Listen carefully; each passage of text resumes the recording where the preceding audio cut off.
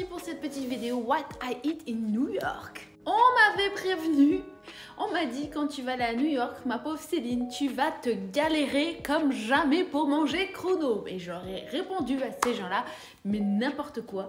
Moi, la queen de la chrono, à quel moment je vais pas réussir à manger chrono comme d'habitude? Je voulais continuer mon challenge, je veux continuer à manger chrono, je veux être en forme tous les jours, donc je mangerai chrono à New York.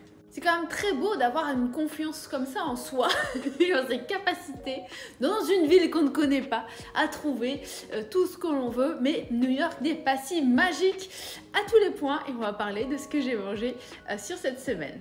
À savoir que donc j'étais dans un hôtel sans cuisine et que déjà rien que le petit déjeuner qui coûtait plus de 30 $ par personne, on s'est dit qu'on allait le zapper et acheter directement dans des grandes surfaces et des supermarchés ce qu'il nous fallait pour le petit déjeuner. Donc ça s'est à peu près bien géré. J'ai acheté des œufs déjà cuits, du fromage, du camembert, du brie, des petits muffins, il n'y a pas de sucre dedans donc c'était top. Donc le petit déjeuner impeccable. Et après ce fameux petit déjeuner que je chargeais très bien parce que il faisait à peu près -10 à New York. On a eu très fort, on a eu de la neige, c'était très beau comme vous avez pu le voir en story, mais vraiment un temps à bouffer beaucoup d'énergie, donc des gros petits déjeuners et j'étais sûre de moi et sereine de trouver des déjeuners chrono sans trop de difficulté et de continuer ma journée sans souci. J'avais bien sûr pris des bars en plus, comme il y avait des activités qui étaient à faire le midi par exemple, ça me permettait de tenir jusqu'à 14 h sans souci. Les bars et le fito, vous le savez que je consomme régulièrement, m'ont vraiment aidé dans l'avion et sur les journées un petit peu longues où on déjeune pas forcément à midi pile. Surtout que la première journée, je m'étais réveillée à 4 h du matin, donc les journées sont vraiment très longues avec le décalage horaire. Donc ça m'a plutôt dépanné et ça évite d'acheter des bêtises tout simplement. Et c'est à partir du déjeuner où les choses se sont vraiment compliquées. Même en cherchant le mieux possible, consommer, manger chrono à New York. Alors bien sûr c'est gérable, mais au vu des prix absolument astronomiques des restaurants, je vous garantis c'est une dinguerie. Je n'ai jamais vu des restaurants aussi chers de ma vie avec une qualité, une quantité aussi petite. Pour vous donner un exemple, 4 burgers avec une quantité de steak quand même pas non plus dingue.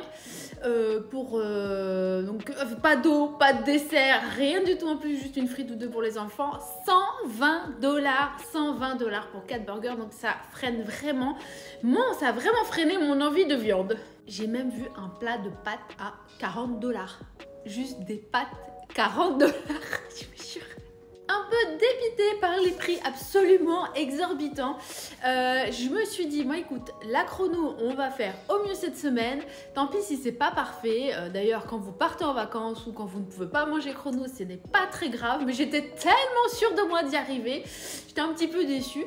Peu importe, ce que j'ai fait, j'ai mangé des plats, on va dire vraiment bruts, sain le plus possible, sans manger de sucreries à tous les coins de rue parce que ça vous en trouvez, il n'y a pas de problème. Des donuts, des gâteaux, des croissants à toutes les formes, avec des fraises, bref, j'ai essayé vraiment d'aller chercher le mieux pour moi, en me dépendant sur Uber Eats le soir, en allant chercher dans des délices aussi. Ça c'est le bon plan si vous êtes sur New York, c'est de prendre à emporter des plats à la barquette, donc ça c'est plutôt pas mal, ou par exemple manger le midi des burgers, mais des vrais burgers, ça coûte un petit peu cher rien que pour des burgers, hein.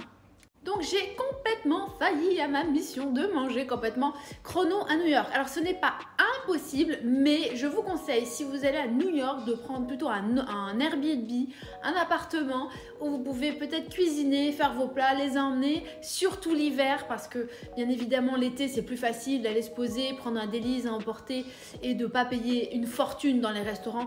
À savoir que les prix dans les restaurants qui sont affichés, vous devez rajouter 20% ou 15-20% de tips. Donc ça monte très vite.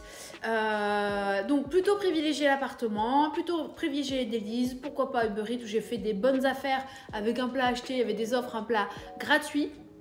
Ce sera vraiment mon conseil si vous voulez continuer à manger correctement sur New York. Vous pouvez sortir de la chrono quand vous êtes en vacances, quand vous êtes en famille, quand vous êtes où vous voulez, mais si vous ne pouvez pas manger chrono, mais ne tombez pas dans le fameux piège du foutu pour foutu. Ah, bah ça, si c'est Joker, c'est pas chrono, tant pis pour toute la semaine, je fais n'importe quoi. C'est ça qui vous fera prendre du poids. Si vous ne pouvez pas manger chrono, essayez d'aller toujours vers les aliments les plus bruts et les plus sains et d'éviter bien sûr les sucres rapides. Je n'ai pas goûté un donut, je n'en avais même pas envie, je n'avais pas faim alors qu'on marchait vraiment beaucoup toute la journée avec un froid de dingue.